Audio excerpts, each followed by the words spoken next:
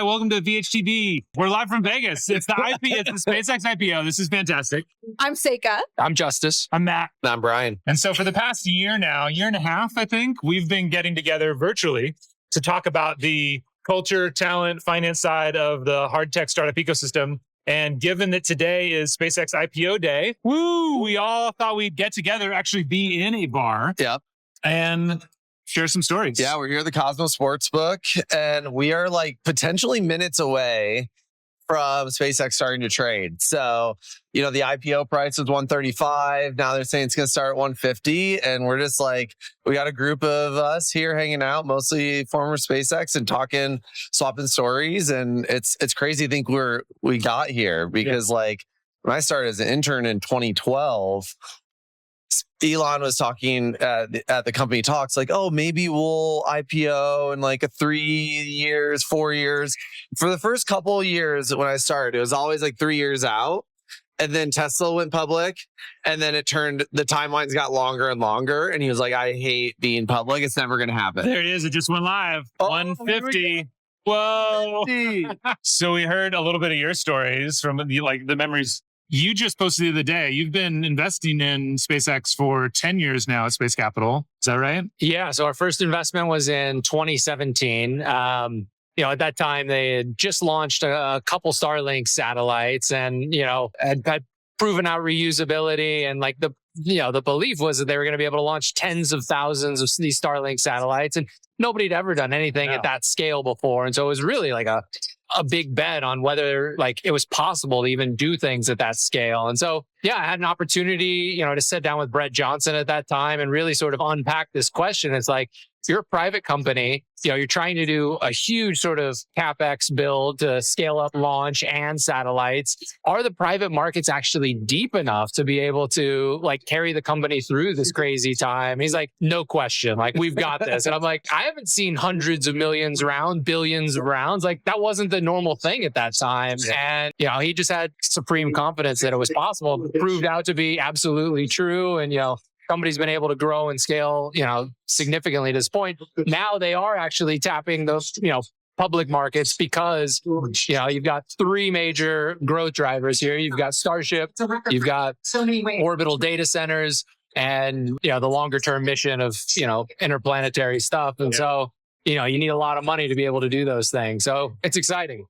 Yeah, and it was pretty crazy. Like I remember, like SpaceCap puts out these awesome reports, like quarterly reports, right? And you kind of have to segregate the investments by like SpaceX and then everybody else. Otherwise, it's really, really skewed. But like it just goes to show how much demand there was to be able to pour lots and lots of capital in an unprecedented way in the industry. Yeah, absolutely. Cool. I mean, they raised $75 billion, and it looks like, given that it's trading up right now, there was more demand for that than they were expecting. Like there was big questions whether, a lot of times in IPO, they engineer, sort of the early trading. So it's like 5 to 10x oversubscribed. So you get that IPO pop. We're getting that now. Like it's clearly trading up. So, the 135 started at 150. Now we're at about 160, but obviously it's so early.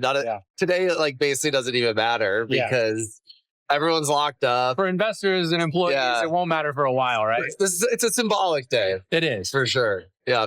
But I think it's interesting how SpaceX created this moment for themselves in multiple ways. And one, there's obviously been the success of SpaceX itself. Yeah. But, what we often talk about on the show is how hard tech is having such a moment. And so much of that moment is being driven by people who kind of grew up within SpaceX, learned new philosophies of how to think about, how to engineer, how to question everything. And that's now bleeding into so much of the market that's, I think, creating so much of this momentum. Yeah. And I mean, so, many of the people who are here with us today were previous SpaceX engineers and now are founders, right? And the amount of excitement that the IPO is bringing to our industry and to the other players in our industry that are creating this entirely new space economy is really impressive. I've had people come out of the woodwork. My cousin is messaging us like, hey, have you heard of data centers in space, right? And just people who are not related to this industry are now pretty curious about, hey, what are you doing? What's happening out there? And I like it's fun to think about how many people don't yet realize just how much of daily life and the things that we rely on here on Earth are built on space infrastructure that is built by this world that we're a part of. Keeping track of all these trades is foundational. Like the foundation of that is GPS. Yeah. Like, so even like watching the trade this world would be very different without GPS. Yeah. And yeah, it's been interesting hearing all the chatter about the IPO before. Like, you either have the camp that doesn't understand the industry at all and says like, why would I ever buy a stock that's like 90 plus X revenue, or, but then you have the other people who like see the potential for the future. And like one of my favorite quotes was like, the IPO is not underpriced or is not overpriced. The future is underpriced. And so I like that, like seeing where we're at right now with like frontier tech to like the railroad. Like SpaceX is like basically created the railroad to space, and like what size economy like came out of the railroad. Like that's maybe the closest analogy here. And if you're basically making a bet on if you think that is comparable or not. I mean, one of the things I'm most excited about with the IPO is when you look at the public markets, the last decade has been very heavily focused on share buybacks and managing your price, as opposed to taking your gains and reinvesting them in growth of the company. SpaceX now, $1.75 or now $2 trillion is saying, we're unlocking a new growth curve and we're going to raise significant amount of capital to invest in future growth. Yeah. And I think it's a really positive signal. They're signaling everybody. I mean, that's what you saw with Google, where they just raised a bunch of additional capital. Yeah. I got to believe it's because it's like, okay, like you got to play. You can't sit on what you've had before, what you've done before. Yeah. It's like the stakes are raising, the competition is raising. Absolutely. Yeah. How do you maintain the edge and push farther? And I think that's what SpaceX is telling us. Like, there's such a bigger opportunity here.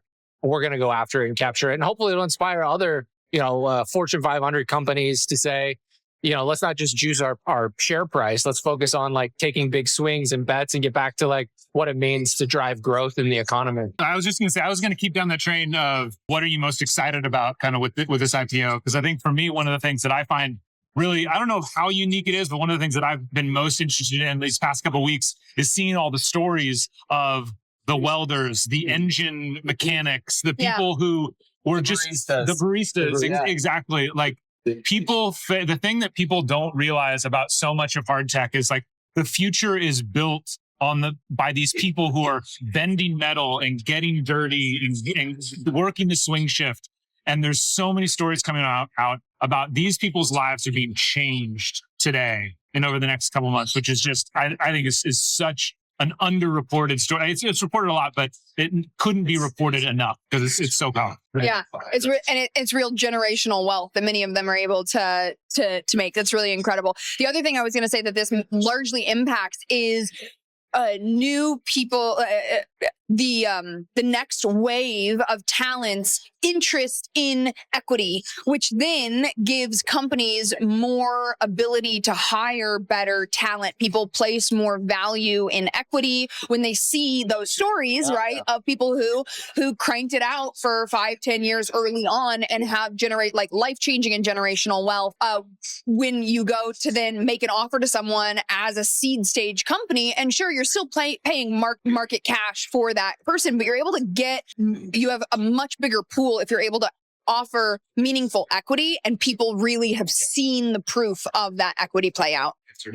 Yeah, because unfortunately, some people have gotten burned by equity, and not that it's burned. It's just it doesn't always work out, right? Like 10% of venture capital bets are like go actually return a significant amount of money. So yeah, I mean, a lot aren't going to work, but it's great to see when they do, and that folks can get excited by that, compelled by it. And that's really something that's unique to the US market. A lot of markets around the world, like they haven't had a lot of these big liquidity events. And so, talent being hired into those companies don't find and see the value in the equity. And so it's not the same motivator. And you can argue over the last 10 years, I mean, there hasn't been like the IPO window's been closed, for an extended period of time. And the motivating power of equity just may have been a little bit diluted or So this IPO and some of the upcoming Anthropic and OpenAI is going to really, I think, reinforce, like you were saying, the value of what shares could mean for recruiting. This is awesome. Well, maybe we take a break here. Maybe we pull some. We got a group of folks here. Maybe we pull some people in, ask them some questions, get their stories, and come back in a minute. Cool. I'm here with Josh Jetter, CTO of Fortastra. Thanks for being here. Happy to be here. Thank you. Absolutely. So first, what did you do at SpaceX? Yeah, so I was at SpaceX in like the 2017, 2018 timeframe. Worked at the early days of Starlink, and I was an avionics engineer. Worked on a lot of the core avionics that went into the Starlink bus. Awesome. And what were some of the things that you learned at SpaceX that maybe are different from some of the other space industry organizations that you've seen? Yeah, 100%. I think like a lot of folks at SpaceX, the key thing is like we questioned everything. I had a boss at the time at SpaceX who once told me, take the cost of whatever it is you're building. Let's say it's like a solar array, and whatever a vendor will charge you, take that number and then take the number for the raw materials, subtract those two, and that's the idiot tax. That's the tax for how much they're going to charge you for not knowing how to make that yourself. And so like we were challenged to go and understand everything and build out from the ground up rather than do it the way it's always been done. So, we never made any assumptions about how things had to be done, and we challenged everything, built things low cost. That's how we did Starlink. Yeah. Have you found, as you've worked at other organizations, that the people who are also SpaceX alum tend to have some of that culture built into them wherever else they go? 100%. It's like super common. I mean, that's like what's been really powerful over like the last decade in our industry is you now have all these folks who've been kind of trained like in the SpaceX mindset and then go out and form like this whole diaspora in our industry and are seeding all these new ventures. Like this is really just the space industry getting started. And I think like with the liquidity that's coming and all the talent that now is going to move around, like I think that's a really exciting time for our industry as a whole. That's awesome. That makes a lot of sense. If you had to predict some interesting pattern that we might see come out of the SpaceX IPO, anything that stands out to you that you want to, weigh in on? Yeah, no, that's a great question. I think we're really in the early innings of the space industry. Like a lot of folks see this as like, this is the end, like this is the championship, but really what this does is a couple of things. One, I think it validates for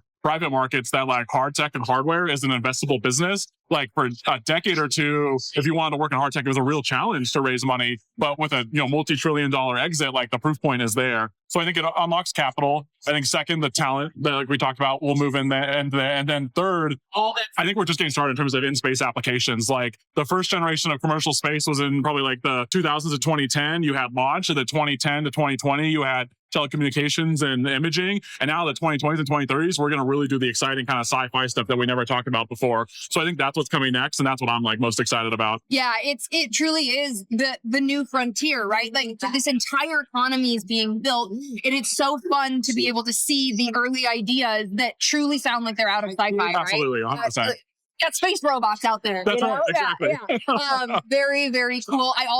An interesting piece of all of this is having people see the reality of what having an equity stake in a company, in a hard tech company, can be, really makes it so that we're able to tell that story to candidates and to talent to pull them into organizations that are early and need to use all of their cash for building out the company. 100%. I mean, no one's creating generational wealth on a W-2, and so like showing that like there is the equity stake is meaningful, there is real liquidity, and it can be life changing. I think is really important to draw folks in. I think it's no longer the perception that staying at like a traditional aerospace or defense company is the stable, best way to wealth creation. Like this really kind of resets those expectations in a way that'll be really powerful. Yeah, aweson. Thank you so much. Of course, happy to be here. Thank you. Yeah.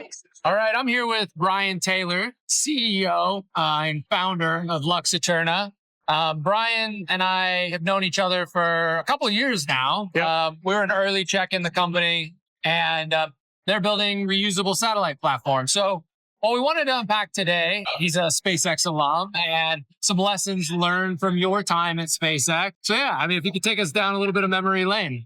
Yeah, absolutely. So really happy to be here. Happy to be celebrating this with a lot of really great people, including yourself. And I started at SpaceX right when we went from normal looking satellite to the Starlink FlatSat.